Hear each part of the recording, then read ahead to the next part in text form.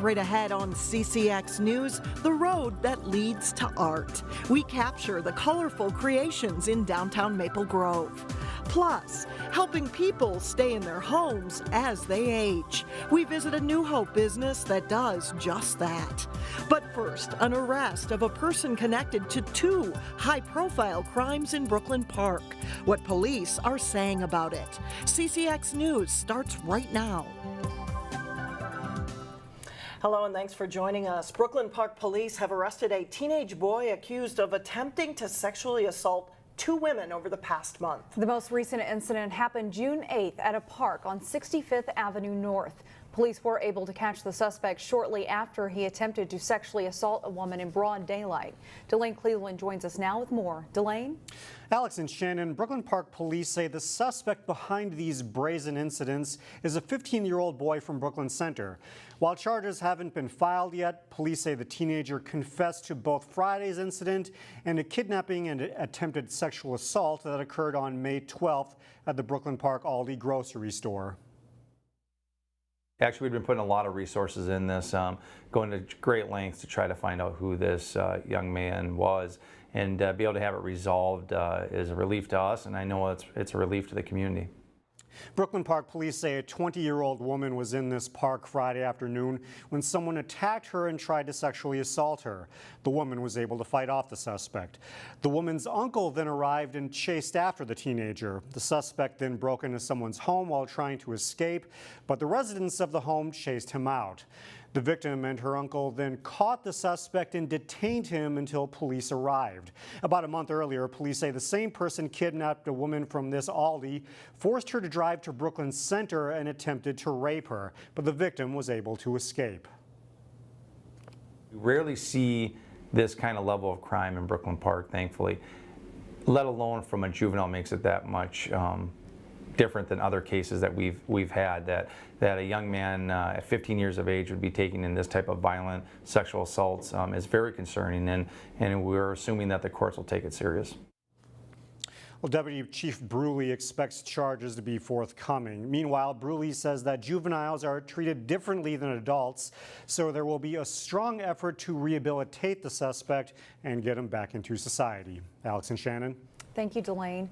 Meanwhile, a burglary suspect arrested for a Robbinsdale home break-in that included the theft of a dog has been released from police custody. You may recall the story of Shermie, the foster dog stolen from a home on Halifax Avenue on May 31st. The theft drew widespread media publicity and led to a $1,000 reward offered by an animal rescue group. Shermie was eventually found and a suspect arrested. Police say his release is not unusual in cases like this where more time is needed for forensic testing. Police say it is possible the suspect could be charged at a later date. Just in time for Father's Day, a business story that centers around a father and his sons. And New Hope-based Corner Home Medical is a family-owned company in the business of helping people stay in their homes as the population ages. These are nice because they have the bigger wheels. Inside the Golden Valley store of Corner Home Medical, I needed a boot. I tore my plantar fasciitis. Mary Pace is one example of a typical customer. The issue with our business is that you don't need us until you need us. So that means you're sick or you're injured. This business provides medical equipment and supplies that can help people stay in their homes after an injury or illness. It's been proving that people that can stay at home heal better, faster, much better environment than going to a nursing home or step-down facilities. Al Newman bought this business in 2003, but now his two sons run it after Al was diagnosed with prostate cancer in 2011. I don't know what I could have done with the business without him in the last 6-7 years. So it's a tough business, especially for a small business. A lot of what we do is go to people's homes and show them how to use their stuff, make sure it's working properly for them.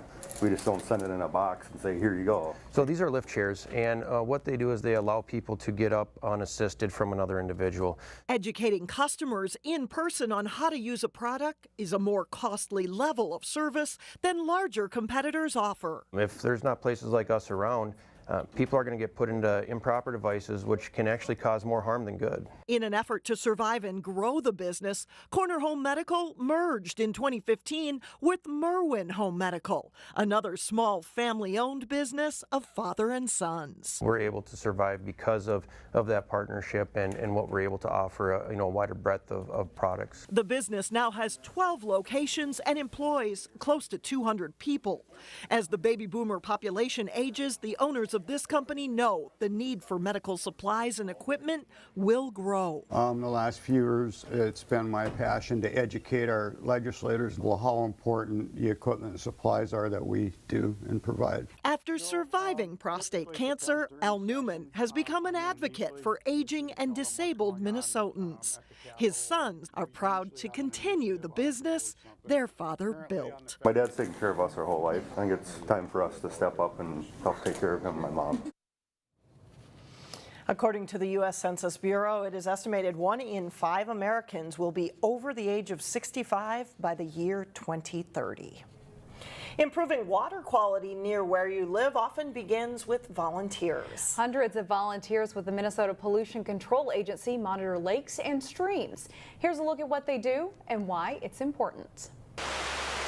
Minnesota's lakes and streams take center stage during the summer months. I can just put that in, and depending on my sampling. And volunteers are the ones making sure they are in good enough shape to be in the spotlight. It was very clear on Sunday when I was doing it. Paul Pagel has been monitoring the quality of his backyard lake and a nearby stream in Maple Grove for 15 years. It's greener than it was. It was more tea-colored just a few days ago. Paul calls himself a numbers guy I'm going to put it at the 4. and says collecting information is right up his alley. I value being able to get data myself, so why not share that with the Pollution Control Agency. As a trained volunteer, Paul checks on the clarity of the water periodically, records the numbers, and sends them in. Usually every other week we make a recording, see what, if there's a heavy rainfall event that I think that's over an inch, we usually try and see what the changes are after that. So it's really important, and the data that the volunteers collect we use to track trends in water clarity. So how is water clarity changing from one year to the next? Program coordinator Laurie Sobel says there are 69,000 miles of streams and lakes in the state, and 1,300 volunteers who keep an eye on them. The MPCA has a really hard time getting to all of those lakes and streams to monitor them regularly, and we work with volunteers, we partner with volunteers who are able to provide more coverage across the state for stream and lake monitoring. The information that volunteers collect helps lead to studies to clean up impaired waters, as well as strategies to protect healthy lakes and streams. Dip that in just to make sure we're getting the accurate reading. MPCA provides equipment and training for citizen monitors with no experience needed. You can find out more information on our website, ccxmedia.org. Still ahead, some of the finest works of art that didn't take much to wash away. And plus, later in sports, a recap of the state track meet. We'll show you how local athletes fared. But first, the rain backs off and the sunshine returns on Tuesday. Welcome back. The Arbor Lakes area hosted a colorful event over the weekend. Artists were in Maple Grove showing off a different kind of artwork. We get more now from Eric Nelson. The things you can do with chalk on the sidewalk just kind of blows people away. The road is their canvas. Some of the stuff is just amazing. Street artists use chalk to turn blacktop into a collage of colors and designs. 55 of them from around the globe flocked to Maple Grove this weekend for the 3rd annual Chalkfest. Chalkfest is a great street art festival, very unique. We were the first Chalkfest in Minnesota, and it has really grown over the years into something wonderful. Chalkfest was a hit with the many parents and kids who came out to sample this unique art. It's really fun to see it, finally take off here in the Midwest and here in the Twin Cities. Up and down Main Street, chalk creativity was on display. From Native Americans to owls to famous frogs, there was plenty to see. Well, the amazing thing is we've got a lot of the top street artists from all over the world, and so we have the same talent that you see at all of the major festivals all over the world. Crystal's SHAWN has been a chalk artist for 15 years. He is part of Team Pandemonium. McCann believes chalk art is trending up. Chalk art has completely taken off as an art form, and you see chalk festivals all over the world, in Europe, in South America, in Asia. From a few feet away, the chalk designs are impressive. From a few inches away, one can see the attention to detail and hard work that goes into these street creations. The street art form of chalk art is so many different ways. There's 2D, 3D. We let the kids chalk here, and so the festival really celebrates that sense of street art in general. Some of the expressions on some of the faces that are captured in these things are great. And there's 2D art and there's 3D art. Another benefit from Chalkfest is that it generates business for the Arbor Lakes area. The impact on Maple Grove is wonderful. In Maple Grove, I'm Eric Nelson, CCX News. And for the record, the chalk art stayed on Main Street until 9 p.m. Sunday, and then workers power washed everything away. Can you imagine working so hard on something just for and it then to be see it go away? Well, right away. Pretty tough. It looks very cool. Still ahead, words of wisdom from Wayzata's class of 2018. But first, it's state tournament week in girls and boys lacrosse. We'll catch up with the Maple Grove girls. John Jacobson is in next.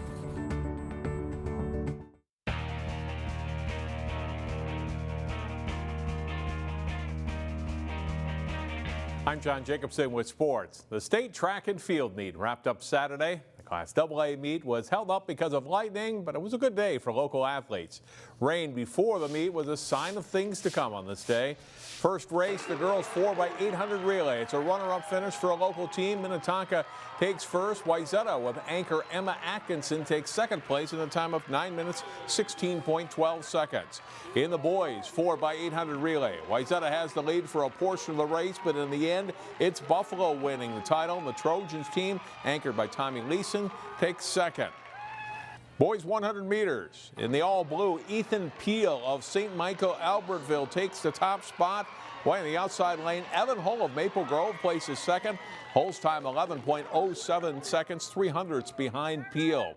To the field events, John Taylor of Wayzata in the boys long jump. He finishes second with a best leap of 21 feet, 11.5 inches. King Alla of Hopkins also reaches the medal stand in the long jump. Alla's fourth with the best leap of 21 feet, 9.5 inches. Back to the track, girls 4x200 relay. Minnetonka wins, Hopkins and anchor Elena Contreras in second. Boys 4x200 sees a state record fall. Jalen champion King Alla, Sam Learvig and anchor Joe Fonbla of Hopkins win in 1 minute, 26.37 seconds. Boys 1600, it's a carbon copy of the 3200 the day before. Wayzata's Khalid Hussein holds off Max Manley Vidina to become a double winner. In the girls 300 hurdles, Natalie Windles of Egan wins the race. On the left of the two girls in orange is Kelsey Seelock of Osseo. She finishes third. Maple Grove's Heather Ryan is fifth. Boys 300 hurdles, it's Kelsey's brother Tyler Seelock in the middle. He's second to Mounds View's Joel Smith.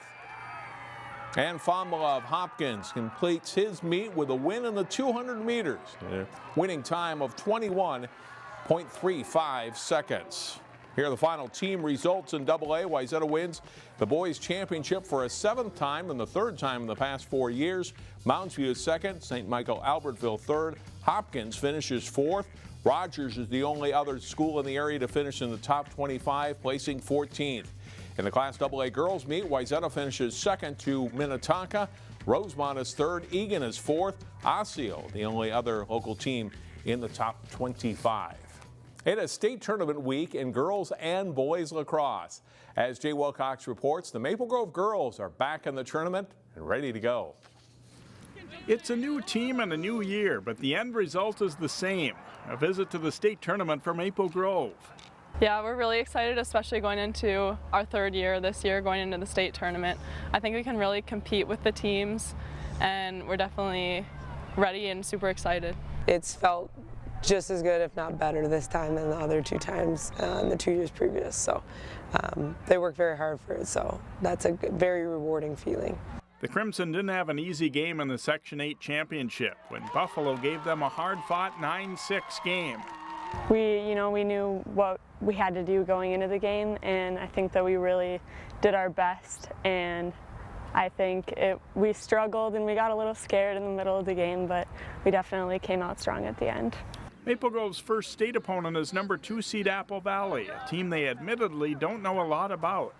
I've heard that they're a strong team, and I definitely think that we have some good defensive players who can really help us against their overall team, and they have some strong players, but so do we. I was actually at their section final game last night. I knew we probably had a pretty good chance of playing the winner of that game, and it ended up being the case. So I was there scouting. Actually, their head coach was my coach in college, so we'll kind of use that to our advantage, that she runs a lot of same plays that we did on the Gophers. It's another week together and another chance to shine for the Maple Grove girls lacrosse team. Jay Wilcox, CCX Sports. Maple Grove plays Apple Valley at 1 o'clock Tuesday afternoon at Minnetonka High School. We'll have girls and boys lacrosse highlights Tuesday at 4 here on CCX. And that's all for sports. Alex and Shannon, back to you. All right, thanks, John. Up next, parting thoughts from the class of 2018. We revisit some of the highlights from Wayzata's graduation ceremony when we come back. And finally, words of wisdom thanks to the class of 2018. Moving on to the next chapter isn't easy, but just think of how far you've come already. Here are some parting thoughts from Wayzata's commencement address. For most of us, our high school lives began on September 2nd, 2014 at 7:30 a.m. Little did we know that by 2018, our start time will have changed, our cafeteria expanded, our weight room remodeled, and a new classroom wing constructed. But most importantly, in both high school and in life, we would build extremely harmonious relationships. Around 2:40 on that day, freshman Nash Walker lay on his couch and broke down in tears, discouraged and overwhelmed by the size and nature of his new school. Each tear brought a new feeling of self-doubt. I did not feel ready nor prepared for the demand for self-betterment that high school brings, or the persistence and hard work it would take to succeed at a higher level in both my relationships and in my education. For me and for countless others, today is a celebration of those tears that were shed on day one. Find your passion. Find what sets your soul on fire. And this is easier said than done. There will be days where we will question why we do what we do, and it's okay not to have the answer. It's okay to say that it may take a couple days or weeks or months or years before we can figure out the answer to that question. Just like in the same way when your parents ask you when you'll move out or when you'll stop eating their food, it's okay to say, I don't know. Wonderful. I love it. That's good for any time, right? Right. She's going to be a theater major, I think. We'll be sharing other parting thoughts from our graduates through the rest of the week. We'll see you back here Tuesday starting at 4 o'clock.